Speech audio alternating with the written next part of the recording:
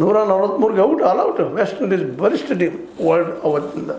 ಅವ್ರಿಗೆ fast ball ಆಡೋದಂತೆ ಅವ್ರಿಗೆ ಆರಾಮ್ ನೀರು ಕೊಡೋದಂಗೆ, ಆದರೆ ಮೀಡಿಯಮ್ ಫೇಸರ್ನ ಫೇಸ್ ಮಾಡೋಕ್ಕಾಗಲ್ಲ ಅವತ್ತು. ಇದು ಯಾಕೆ ಹೇಳ್ತಾ ಇದ್ದೀನಿ, ಇವತ್ತು ನೆನಪು ಮಾಡ್ಕೊಳ್ತಾ ಇದ್ದೀನಿ ಅದರಂದ್ರೆ ಇದು ಅಷ್ಟೆ. ಇವತ್ತು ಗೆಲ್ತದನೋ ಎಲಿಮಿನೇಟರ್ ರೌಂಡದೊಳಗೆ ನಮ್ಮ ಸನ್ ರೈಸರ್ಸ್ ಗೆಲ್ತಿದ್ರು ಅಂಥದ್ದು ಈಗಲೇ ಹೇಳಲಿಕ್ಕೆ ಸಾಧ್ಯ ಇಲ್ಲ ಅಂತ.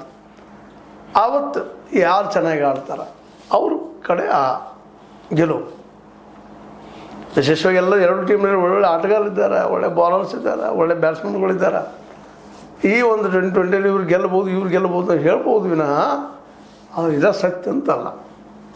ಆದರೂ ಇದು ಮೊದಲೇ ರೌಂಡ್ ನಡೀತದೆ, ಆಮೇಲೆ ಒಂದೇ ಮತ್ತು ಕಾಂಪಿಟೇಷನ್ ಶುರು ಆಗ್ತದೆ. ಅದು ಫಸ್ಟ್ ಆ್ಯಂಡ್ ಸೆಕೆಂಡ್ ಇದ್ದಂಥವ್ರಿಗೆ RCB GT, ಆಮೇಲೆ ಈ ಥರ ಸೋತವ್ರಿಗೆ, ಈ ಥರ ಗೆದ್ದಂಥವ್ರಿಗೆ ಮೊದಲು ಸೋತವ್ರಿಗೆ ಆಗ್ತದೆ. ಆಮೇಲೆ ಫೈನಲು ಈ ಹಂತಕ್ಕೆ ಬರುವುದರಿಂದಾಗೆ ಇಲ್ಲಿ 4 ಟೀಮ್ಗಳಿಗೆ ಸಮಾನ ಅವಕಾಶಗಳಿದ್ದಾವೆ.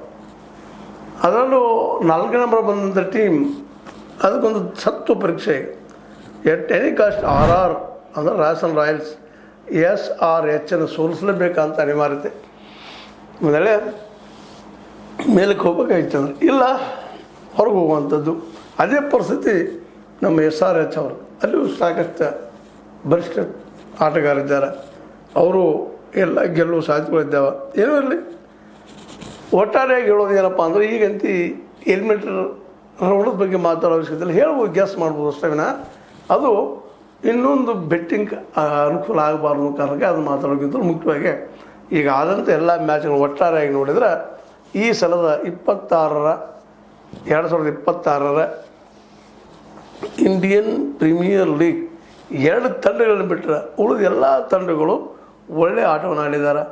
ನಿಜವಾಗಿಯೂ ಗೆಲ್ಲುವಂಥ ಮ್ಯಾಚ್ಗಳನ್ನು ಆಡಿದ್ದಾರೆ. ಆದ್ರೆ ಕೊನೆಗೆ ಬರೋದು ಏನಪ್ಪ ಅಂದ್ರೆ ಲಾಸ್ಟ್ 4ರಲ್ಲಿ ಟಾಪ್ ಯಾರದಾರಪ್ಪ ಅವರು ಬರುವಂಥದ್ದು. ಆ 4ರಲ್ಲಿ ಈಗಂತೆ ಬದಲಾಗ್ಯದ. ಇದರಲ್ಲಿ ಯಾರು ಗೆಲ್ಲಬೋದು, ಯಾರು ಸೋಲ್ಬೋದು ಅಂದಂದಿನ ಆಟ. ಇಷ್ಟು ಮಾತ್ರ ಹೇಳ್ಬೋದು ನಿಮಗೆ.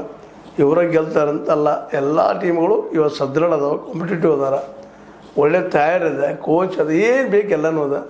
ಅವ್ರಿಗೇನೂ ಕೊರತೆ ಇಲ್ಲ. ಅಲ್ಲಿ ನಿಂತು ಆಡೋದು, ತಮ್ಮ ಪ್ರತಿಭೆಯನ್ನು ತೋರಿಸೋದು, ಕಾನ್ಸಂಟ್ರೇಷನ್ ತೋರಿಸೋದು, ಜೊತೆಗೆ ಒಳ್ಳೆ ಕ್ಯಾಲ್ಕುಲೇಟಿವ್ ಆಗಿ ಆಟ ಆಡುವಂಥದ್ದು.